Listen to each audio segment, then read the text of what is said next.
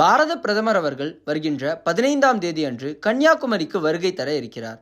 அவரது இந்த வருகை மிக முக்கியத்துவம் கொண்டதாக மாறியிருக்கிறது.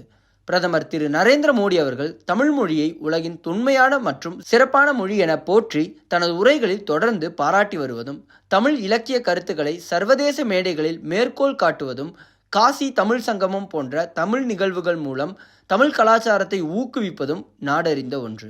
அதுபோன்றே முந்தைய காங்கிரஸ் ஆட்சியை விட என்டிஏ ஆட்சியில் தமிழ்நாடு உள்கட்டமைப்பு மேம்பாட்டிற்காக 5 லட்சம் கோடி ரூபாய்க்கும் அதிகமான நிதி வழங்கப்பட்டுள்ளதும் மத்திய அரசின் தமிழ்நாட்டின் மீதான கவனத்தை காட்டுகிறது. மத்திய அரசு நிதி தரவில்லை, மாநில உரிமைகளை பறிக்கிறது என மேடையில் கூறும் திமுக அனைத்து மத்திய அரசு திட்டங்களிலும் தங்கள் பெயரை பதித்து மக்கள் மனதில் எதிர்ப்பு அலை உருவாக்க நினைத்தாலும் ஒன்றும் நடக்கவில்லை என்பதுதான் நிதர்சனம். பிரதமர் ஏற்கனவே தமிழ்நாட்டிற்கு பல முறை பயணம் மேற்கொண்ட போதிலும் தேர்தலையொட்டி நிகழும் அவரது பயணங்கள் தனிக்கவனம் பெறுகின்றது.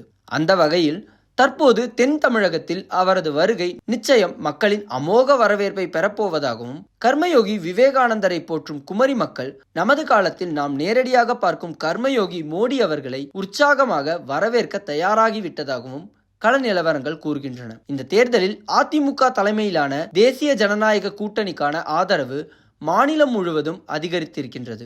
கடந்த கால திமுக அரசின் மோசமான நிர்வாகம், போலி வாக்குறுதிகள், சட்டம் ஒழுங்கு பாதிப்பு என மக்கள் அதிருப்தி அடைந்திருப்பது ஒரு காரணம். ஆனால் மக்களுக்கு நலத்திட்டங்கள் சரிவர கிடைக்கவும், மாநிலம் வளரவும் மத்திய அரசுடன் நல்லிணக்கம் கொண்டிருக்கும் மாநில அரசு அமைவதே ஆரோக்கியமானது என மக்கள் முடிவெடுத்து விட்டதால் நிச்சயமாக இந்த முறை என்டிஏ கூட்டணி மொத்தமாக தமிழகத்தில் பெருவாரியான வாக்கு வித்தியாசத்தில் வெற்றி பெற வாய்ப்பு உருவாகி இருப்பதாக கணிப்புகள் கூறுகின்றன. இந்த முறை மோடி அவர்களின் உரை குமரியை புத்துணர்ச்சி அடைய செய்வதோடு மட்டுமில்லாமல் அந்த உற்சாக அலை தமிழகம் எங்கும் பரவி தாமரையை மக்கள் மனதில் நிலைநிறுத்தும் என்பதிலும் ஐயமில்லை.